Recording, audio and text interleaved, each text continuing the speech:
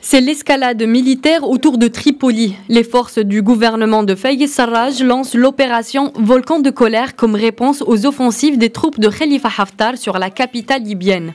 Ce lundi, le seul aéroport encore fonctionnel de Tripoli a été attaqué. Les pistes d'atterrissage visées, tous les vols y sont suspendus. Au moins 32 morts et une cinquantaine de blessés ont été déclarés depuis le début de l'offensive de Khalifa Haftar. 2800 personnes ont été déplacées. Sur le plan diplomatique, la haute représentante de l'UE, Federica Mogherini, s'est réunie ce lundi avec les ministres européens des Affaires étrangères ainsi qu'avec l'envoyé spécial de l'ONU en Libye, Ghassan Salamé. L'Union européenne appelle Haftar à cesser son offensive.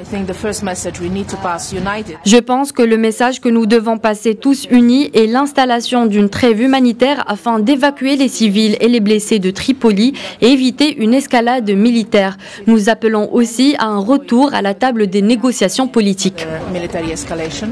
Du 14 au 16 avril, une conférence nationale organisée sous l'égide de l'ONU à Ghadamès, dans le sud-ouest du pays, sera maintenue, sauf en cas de circonstances majeures. La Russie a bloqué l'adoption d'une déclaration du Conseil de sécurité de l'ONU qui aurait appelé les forces du maréchal libyen Khalifa Haftar à arrêter leur avancée vers Tripoli. La délégation russe avait demandé que cette déclaration formelle du Conseil appelle toutes les forces armées libyennes et pas seulement celles du maréchal Haftar à cesser le combat.